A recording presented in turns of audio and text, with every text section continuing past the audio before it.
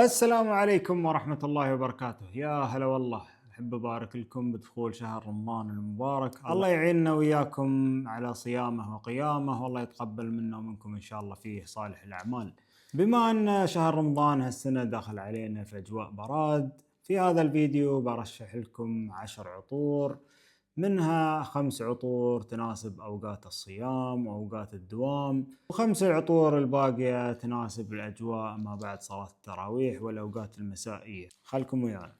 في أوقات الصيام والدوام ونهار رمضان، الواحد دائما يحاول إنه يتجنب استخدام العطور الثقيلة واللي ممكن إنها تسبب أو تضايق الناس اللي حولك، فدائما الاختيارات بتتوجه إلى عطور صيفية منعشة هادية تعطي طابع جميل. ونبدأ مع أول عطر من الترشيحات لنهار رمضان، واللي هو عطر ديور أوم سبورت.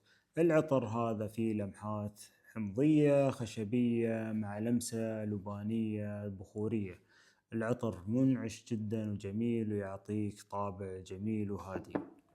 ثاني ترشيحاتنا لعطور نهار رمضان، واللي هو عطر إسمياكي لسيل دي سي، واحد من آخر إصدارات البراند. تصميم العطار كوينتون بيش.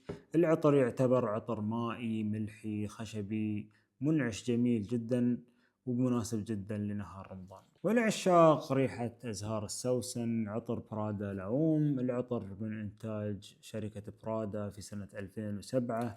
العطر يعتبر رائحة ناعمة بودرية ذات طابع زهري جميل من أزهار السوسن والبنفسج وقاعدة من الأخشاب.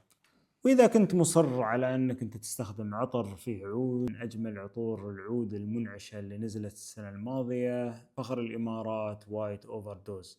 العطر يفتتح بهالة جميلة من النوتات الحمضية مع قلب زهري وقاعدة لطيفة جدا من العود. ولأرضاء عشاق الذائقة الكلاسيكية نرشح لكم أكوا دي بارما كولونيا كلب.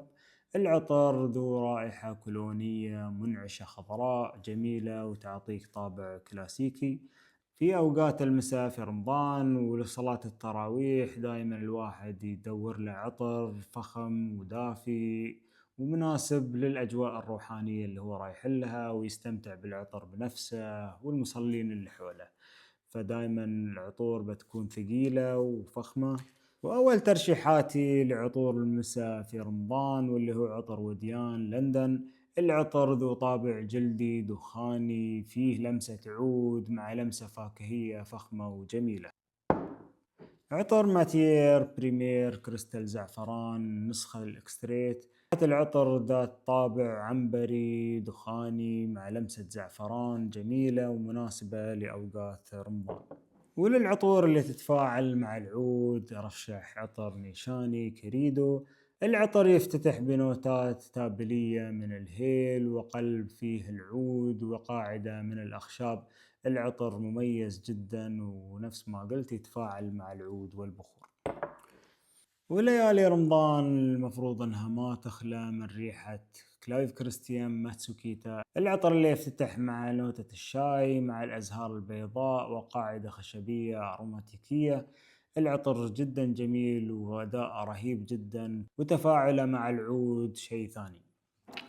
والعشاق النوتة الخشبية عطر بواء امبريال من اسينشال بارفوم. العطر فيه نسختين، النسخة القديمة والنسخة المركزة. العطر كان ترند في آخر سنتين والناس كلها حبته. النسخة هذه أداءها جدا جميل مع البخور والعود، ولكن النسخة المركزة فاقت كل التوقعات، الأداء صار فيها خرافي جدا واستمتع. هذه اقتراحاتي وترشيحاتي للعطور اللي ممكن تستخدمها في رمضان. إذا كان عندك واحد من هذه العطور أو عندك اقتراحات ثانية لا تنسى تكتب لنا في الكومنت، ولا تنسونا من الدعم بالشير واللايك. شكرا جزيلا، مع السلامة.